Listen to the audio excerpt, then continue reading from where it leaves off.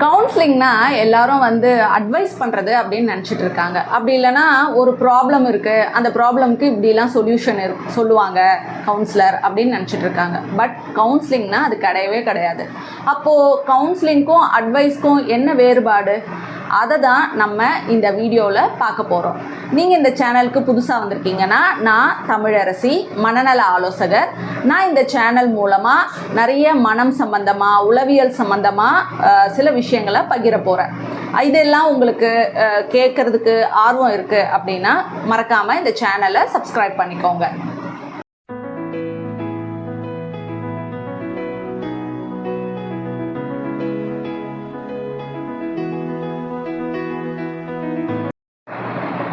கவுன்சிலிங்க்கும் அட்வைஸ்க்கும் first நம்ம என்ன வேறுபாடுன்னு நம்ம புரிஞ்சுக்கலாம். அட்வைஸ்னால் என்னென்னா, இப்போ நமக்கு ஏதோ ஒரு பிரச்சனை இருக்குன்னு வச்சுக்கோங்களேன். அப்போ வீட்டில் இருக்க பெரியவங்க, அம்மா அப்பா இல்லை ஒரு ரிலேட்டிவ்ஸ், பெரியம்மா பெரியப்பா, ஃப்ரெண்ட்ஸு, இவங்க எல்லாரும் வந்து அவங்களுடைய சஜஷன் சொல்லுவாங்க. அது மட்டும் இல்லாமல் இப்போ ஒரு பர்டிகுலர் விஷயத்தை வந்து எக்ஸ்பீரியன்ஸ்டாக இருக்காங்கன்னா, அவங்க இந்த மாதிரி ப்ராப்ளமை ஃபேஸ் பண்ணும்பொழுது அவங்க என்னென்னலாம் ஸ்டெப் எடுத்தாங்க அப்படின்னு சொல்கிறது அட்வைஸு. ஆனால் கவுன்சிலிங்ன்றது இந்த அட்வைஸ்லேருந்து மாறுபட்டு இருக்கும். ஸோ அது என்னன்னு நம்ம புரிஞ்சுக்கிறதுக்கு ஒரு எக்ஸாம்பிள் எடுத்துக்கலாம். இப்போது ஒரு வீட்டில் வந்து ஒரு குழந்தை இருக்குது. அந்த குழந்தை வந்து ரொம்ப டிவி பார்த்துட்டே இருக்குது. ஸோ இதுதான் ப்ராப்ளம். இப்போ இந்த ப்ராப்ளமை வந்து நம்ம வீட்டில் இருக்க பெரியவங்க கிட்ட நம்ம சொல்கிறோன்னு வச்சுக்கோங்களேன். அப்போ அவங்க வந்து என்ன பண்ணுவாங்க, அட்வைஸ் பண்ணுவாங்க. என்ன மாதிரி, நீ வந்து ஸ்ட்ரிக்டாயிரு, நீ வந்து அடி இல்லை திட்டு, இல்லாட்டினா நீ அன்பான் அவங்ககிட்ட எடுத்து சொல்லு குழந்தைகிட்ட, ஸோ அவங்க புரிஞ்சுப்பாங்க அப்படின்ட்டு இந்த மாதிரி பலவிதமான அட்வைஸ் பண்ணுவாங்க. அப்புறம் சில பேர் வந்து உங்கள் ஃப்ரெண்ட்ஸ் கிட்ட கேட்குறீங்கன்னா, அவங்க குழந்தைகிட்ட அவங்க எப்படியெல்லாம் வந்து அந்த குழந்தைய டிவி பார்க்காம இல்லை டிவி பார்க்குற டைமை ரெடியூஸ் பண்ணாங்க அப்படின்ற அவங்களுடைய எக்ஸ்பீரியன்ஸ்ல இருந்து அவங்க சில சொல்யூஷன்லாம் தருவாங்க. பட் இது எல்லாருக்கும் பொருந்துமா அப்படின்னா அது ஒரு கேள்விக்குறி தான். மேபி சில இப்போ இந்த மாதிரி பெரியவங்க சொல்கிற அந்த இதை ஃபாலோ பண்ணுறதாலையும் இல்லைனா ஃப்ரெண்ட்ஸ் சொல்கிற அந்த டிப்ஸை ஃபாலோ பண்ணி கூட சரியாகிறதுக்கு வாய்ப்பு இருக்குது. பட் இது கன்ஃபார்மாக ஆகுமா அப்படின்னா ஒரு கேள்விக்குறி தான். அப்போது இந்த அட்வைஸ்லேருந்து கவுன்சிலர்கிட்ட, இப்போ கவுன்சிலிங் பண்ணும்பொழுது கவுன்சிலர் அப்போ என்னென்னலாம் பண்ணுவார், இதே ப்ராப்ளமை கவுன்சிலர்ன்றவங்க என்ன பண்ணுவாங்க அப்படின்றத பார்க்கலாம்.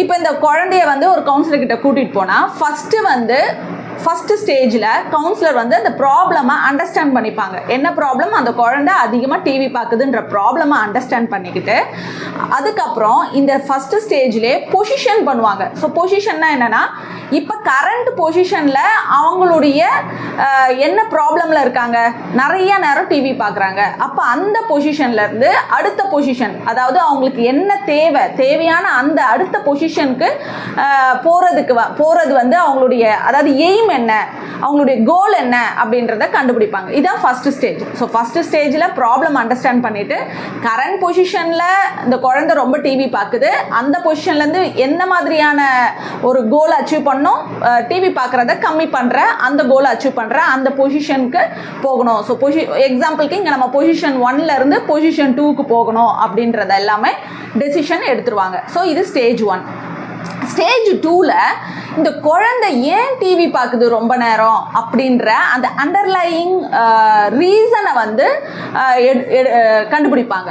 இப்போ ஃபார் எக்ஸாம்பிள் ஒரு குழந்தை டிவி பார்க்குதுன்னா அதுக்கு பலவிதமான காரணங்கள் இருக்கலாம்.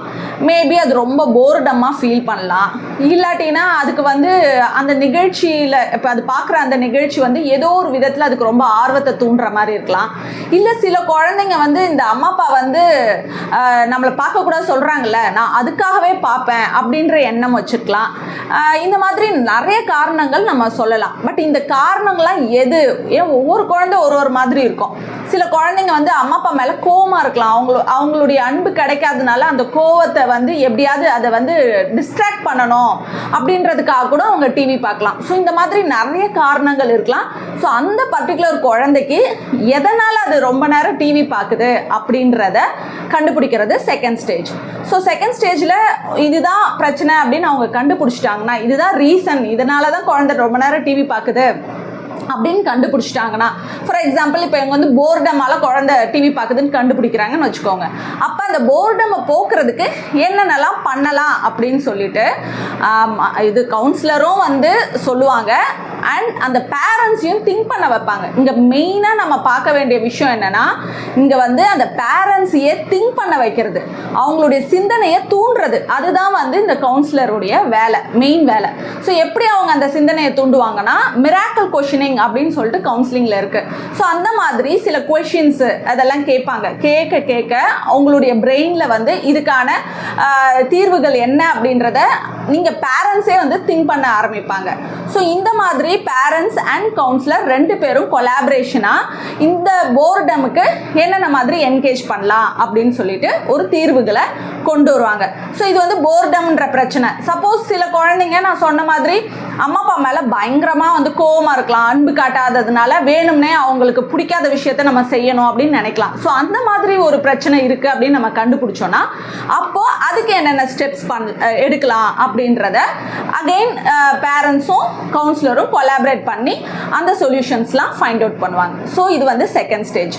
அடுத்தது கடைசி ஸ்டேஜ் என்ன பண்ணுவாங்க, இது எல்லாம் இம்ப்ளிமெண்ட் பண்ணணும். ஸோ இம்ப்ளிமெண்ட் பண்ணுறது வந்து ஜஸ்ட் ஈஸிலாம் கிடையாது. அப்போ அது எப்படிலாம் இம்ப்ளிமெண்ட் பண்ணலாம் அப்படின்றத டிஸ்கஸ் பண்ணி அந்த குழந்தைய அந்த கொஞ்சமாக அந்த நிறைய நேரம் டிவி பார்க்குற அந்த பிரச்சனையிலேருந்து வெளில கொண்டு வருவாங்க. ஸோ இதுதான் கவுன்சிலிங்.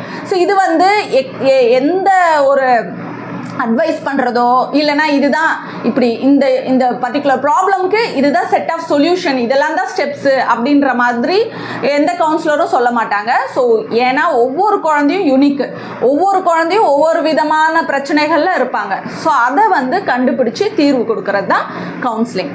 ஸோ இதுதான் கவுன்சிலிங். ஸோ ஐ ஹோப் எல்லாருக்கும் இப்போ கவுன்சிலிங்னா என்னன்னு புரிஞ்சிருக்கும். அடுத்த வீடியோவில் நம்ம சந்திக்கலாம். நன்றி.